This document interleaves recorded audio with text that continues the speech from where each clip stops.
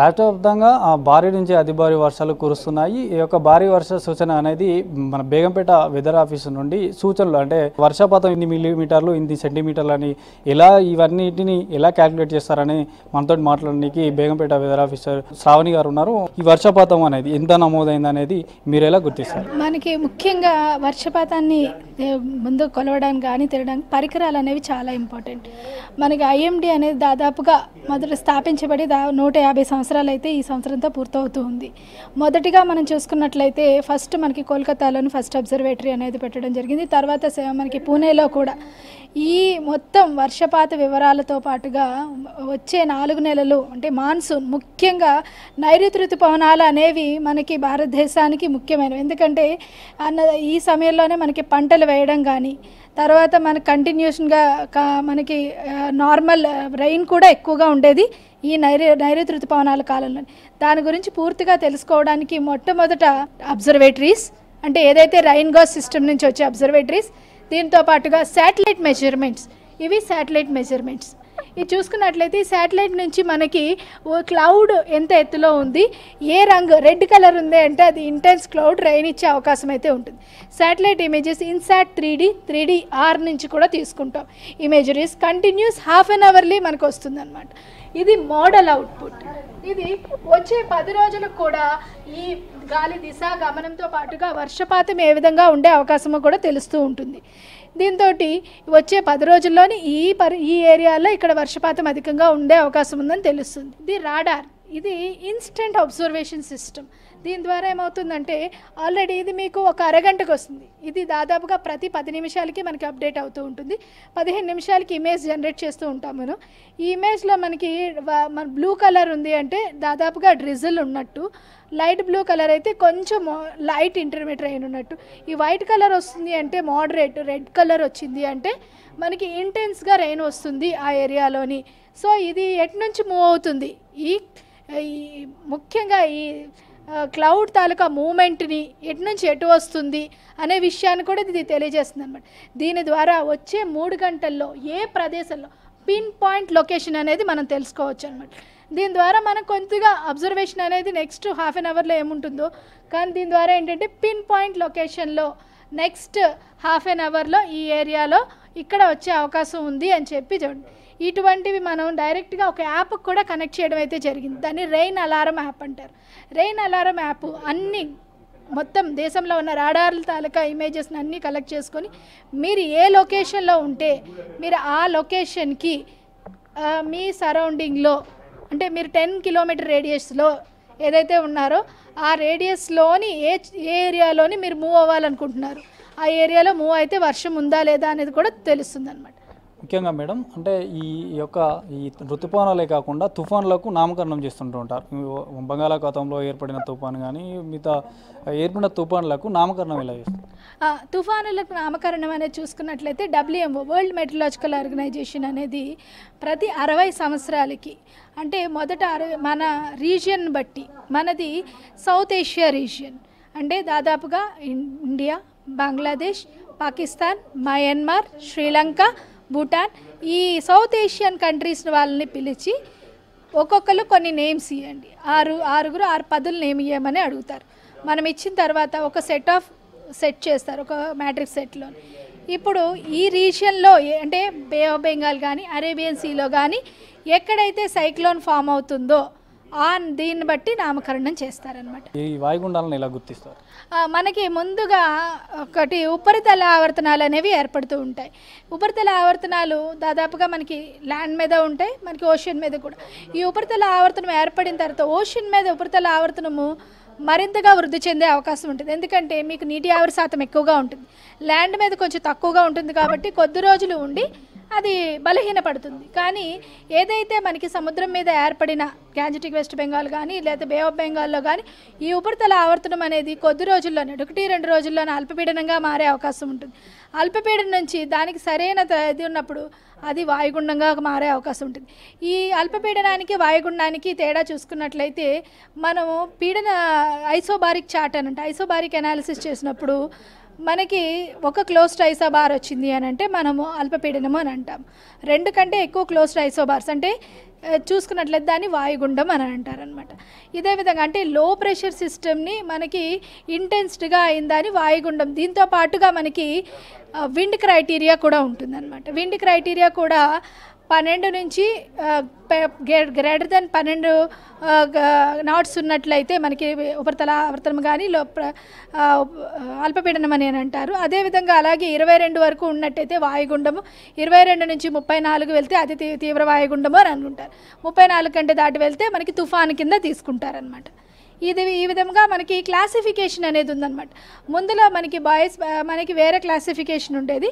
తర్వాత మన ఇండియన్ రీజియన్కి సరిపడగా మనకి సాఫిర్ సింప్సన్ స్కేల్ నుంచి తర్వాత ఐఎండి కూడా క్లాసిఫైడ్ చేసిన ఒక టేబుల్ ఉంటుంది. ఆ టేబుల్ ప్రకారం మనం ఆ విండ్ స్పీడ్ అక్కడ కానీ అధికంగా ఉన్నట్లయితే మనకి షిప్ నుండి అబ్జర్వేషన్స్ కానీ ల్యాండ్ అబ్జర్వేషన్స్ కానీ ఆ విండ్ కంటే అధికంగా ఉన్నప్పుడు దాన్ని విండ్తో పాటుగా ప్రెషర్ కూడా మనకి సరిపోల్చినప్పుడు దాన్ని వాయుగుండం కింద డిక్లేర్ చేస్తారన్నమాట. వాతావరణంలో వర్షాలు ఎప్పుడు వస్తాయి, ఈ అలర్ట్ రెడ్ అలర్ట్ కానీ ఆరెంజ్ అలర్ట్ కానీ ఎల్లో అలర్ట్ కానీ ఎప్పుడు జారీ చేస్తారు, వర్షపాతాన్ని ఎలా కొలుస్తారు, ఈ యొక్క సూచనలు అనేవి ముందుగానే వాతావరణ శాఖ డిపార్ట్మెంట్కి ఎలా తెలుస్తుంది అనేది వాతావరణ శాఖ అధికారి శ్రావణి గారు మనకు పూర్తిగా వివరించారు. సో ఈ యొక్క వర్షపాతం ఎలా కొలుస్తారు, ఎన్ని సెంటీమీటర్ల వర్షపాతం అనేది ఎలా కొలుస్తున్నారు అనేది కూడా తెలుసుకుందాం.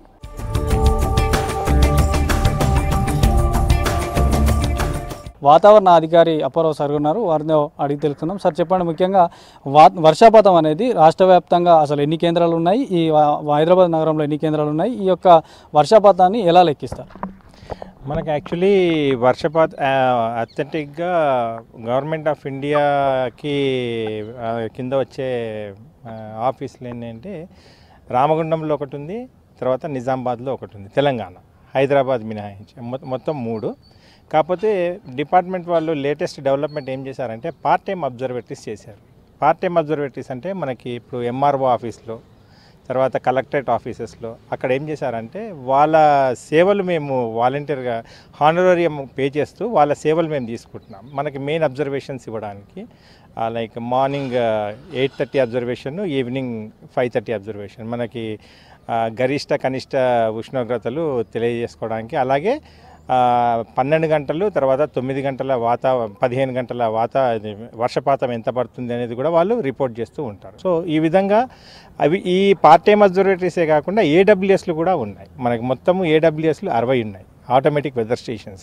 ఆ ఆటోమేటిక్ వెదర్ స్టేషన్స్ ఏమో మనకి ఈ సిమ్ ద్వారా దాంట్లో ఇన్సర్ట్ చేయగానే అక్కడ నుంచి మనకి లాటిట్యూడ్ లాంగిట్యూడ్తో మనకి మొత్తం డేటా అంతా డెస్క్టాప్కి వచ్చేస్తుంది.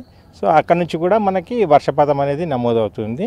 అది కూడా మనకి 60 పాయింట్స్లో దగ్గర మనకి అది అవైలబిలిటీ ఉంది. సో ఓవరాల్గా ఏంటి అంటే ఈవెన్ ఇప్పుడు లేటెస్ట్గా జిహెచ్ఎంసీ వాళ్ళు ఇచ్చిన లెక్క ప్రకారం కూడా మనము హై రిజల్యూషన్ చేసి దాన్ని ఇంకా ఎక్కువ 140 పాయింట్స్ దగ్గర నుంచి కూడా మనకి రెయిన్ఫాల్ వచ్చేట్టుగా మెజర్మెంట్ చేస్తున్నాం. Like Khairatabad rainfall, Moula Ali rainfall, Secunderabad rainfall.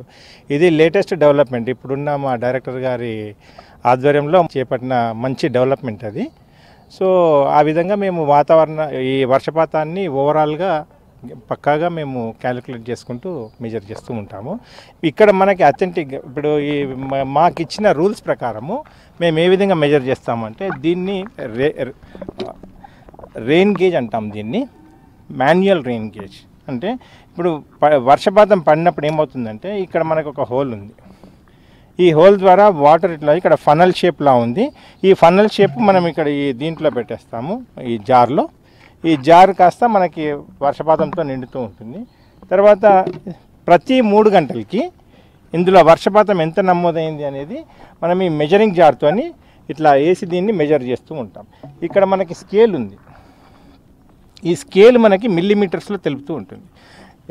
ఇది ఎన్ని మిల్లీమీటర్స్, 1 మిల్లీమీటరా, 2 మిల్లీమీటర్స్, మ్యాక్సిమం 20 మిల్లీమీటర్లు ఈ మెజరింగ్ జార్.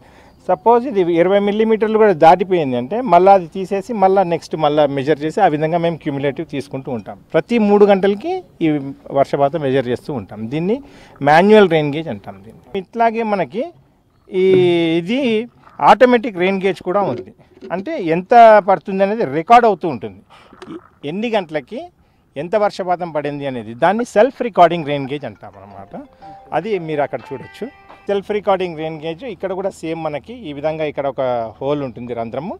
ఈ రంధ్రం గుండా వర్షపాతం ఏదైతే ఉంటుందో లోపల వెళ్తుంది. ఇక్కడ మనకి ఫనల్ షేప్ ఇది ఉంది, అది ఇక్కడ మనకి దీంట్లో ఈ మెటాలిక్ ట్యూబ్లో ప్లేస్ అవుతుంది ఈ పైప్. ఈ మెటాలిక్ ట్యూబ్ ద్వారా మనకి ఇక్కడ ఈ వాటర్ రిసీవర్ ఛాంబర్ ఉంది. ఈ వాటర్ రిసీవర్ ఛాంబర్లో ఫిల్అప్ అవుతూ ఉంటుంది ఈ ఈ మెటాలిక్ ట్యూబ్ ద్వారా వచ్చి. ఈ దీంట్లో ఇది మ్యాక్సిమం ఇట్స్ కెపాసిటీ 10 మిల్లీమీటర్లు, అంటే ఇది 10 మిల్లీమీటర్ల కన్నా ఎక్కువ స్టోర్ చేసుకోలేదు. సో అప్పుడు ఏమవుతుందంటే ఎప్పుడైతే ఇది 10 మిల్లీమీటర్లు నిండిపోతుందో లోపల ఒక అవుటర్ వాల్వ్ ఉంటుంది. ఆ వాల్వ్ ద్వారా మళ్ళీ ఈ 10 మిల్లీమీటర్స్ వాటర్ మళ్ళీ డ్రైన్ అవుట్ అయిపోతుంది. అలాగా ప్రాసెస్ కంటిన్యూ అవుతుంది అన్నమాట. Again it starts filling. So అట్లాగా మనకి మొత్తం ఫిల్అప్ అయిపోతూ ఉంటుంది అన్నమాట. సో ఆ విధంగా మనం ఇక్కడ మనకి చార్ట్ చూసుకుంటే ఇక్కడ ఈ పైన హారిజాంటల్ లైన్ ఏమో time in hours, 10 hours, 11 hours, 12 hours, 13, 14 hours, 15 hours. So ఇది మనకి ఎన్ని గంటలకి ఎంత వర్షపాతం నమోదైంది కూడా మనకి క్లియర్గా తెలియజేస్తుంది అనమాట ఈ పరికరము. దీన్ని సెల్ఫ్ రికార్డింగ్ రెయిన్ గేజ్ అంటాము. ఎందుకంటే ఇవి మా సీట్ 24/7 సీట్ కాబట్టి మేము కంటిన్యూస్గా వాచ్ పెడుతూనే ఉంటాం దీని మీద.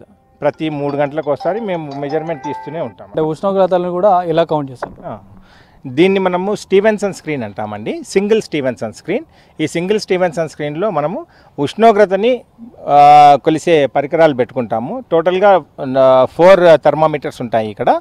ఇది వచ్చేసి ఎక్స్ట్రీమ్ లెఫ్ట్ సైడ్ ఉన్నదేమో dry bulb thermometer, extreme right side వర్టికల్గా ఉన్నది wet bulb thermometer, horizontal top one maximum temperature thermometer, and horizontal below one it is minimum temperature thermometer. So 4 థర్మామీటర్లు ఉంటాయి. మెయిన్ ఏ థర్మామీటర్ దానికి సపరేట్గా వాటి ఫంక్షన్స్ ఉంటాయన్నమాట. డ్రైబల్ థర్మామీటర్ ఏంటి అంటే ఇన్స్టంట్ టెంపరేచర్ చెప్తుంది. ఇన్స్టంట్ టెంపరేచర్ అంటే అప్పటికప్పుడు మనము చూసిన టెంపరేచర్, ఎంత టెంపరేచర్ ఆ టైంకి ఏ టెంపరేచర్. మరి ఇప్పుడు సపోజ్ నేను రాగానే నాకు టెంపరేచర్ కావాలి అంటే నేను చూసేది డ్రైబల్ థర్మామీటర్ టెంపరేచర్. అందులో ఉష్ణోగ్రతకు తగ్గట్టుగా దాంట్లో మెర్క్యూరీ కాలము ఫ్లక్చుయేట్ అవుతూ ఉంటుంది, పెరగడము తగ్గడము అనేది. ఓకే, అట్లాగే వెట్బల్ థర్మామీటర్ వచ్చేసి మనం ఆ వెట్బల్ థర్మామీటరు డ్రైబల్ థర్మామీటరు రెండింటిని మూలం చేసుకొని మనం హ్యూమిడిటీ కనుక్కుంటాము. డ్యూ పాయింట్, ఇంకోటి హ్యూమిడిటీ. సో ఆ రెండు కొలతలు తీసుకొని మాకు ఒక టేబుల్ ఇస్తారు. ఆ టేబుల్స్ ద్వారా మేము డ్యూ పాయింట్, రిలేటివ్ హ్యూమిడిటీ రెండు కనుక్కుంటాము. అంటే ఇది 3 అవర్స్కి ఒకసారి మేము ఈ అబ్జర్వేషన్ తీసుకుంటూనే ఉంటాం అన్నమాట. ఈ మ్యాక్సిమం టెంపరేచర్, మినిమం టెంపరేచర్ అనేది రోజుకి ఒక్కసారే మెజర్ చేస్తాము. Minimum temperature morning 8:30, maximum temperature evening 5:30. Minimum అంటే 24 అవర్స్లో లోయెస్ట్ టెంపరేచర్ ఎన్ని గంటలకు రికార్డ్ అయింది అనేది. మ్యాక్సిమం టెంపరేచర్ అంటే డ్యూరింగ్ 24 అవర్స్ హైయెస్ట్ టెంపరేచర్ ఎన్ని గంటలకు రికార్డ్ అయింది. సో అది మేము ఇక్కడ ఈ 2 థర్మామీటర్స్ నుంచి తీసుకుంటాము. Morning 8:30 minimum, evening 5:30 maximum temperature report చేస్తాం. సో మొత్తానికి అయితే వాతావరణంలో అంటే వర్షం ఈ ప్రాంతాల్లో పడేది అనేది కూడా ముందుగా అంటే వర్షాలు రాగల 22 గంటల్లో కానీ 24 గంటల్లో కానీ రానున్న వారం రోజుల పాటు వాతావరణ శాఖ అధికారులకు ఎలా హెచ్చరికలు వస్తాయి అనేది మనం పూర్తిగా ఇందాక మనకు వాతావరణ శాఖ అధికారులు వివరించారు. వీడియో జర్నలిస్ట్ సీన్తో Anil, V6 news, Begumpet weather office నుండి.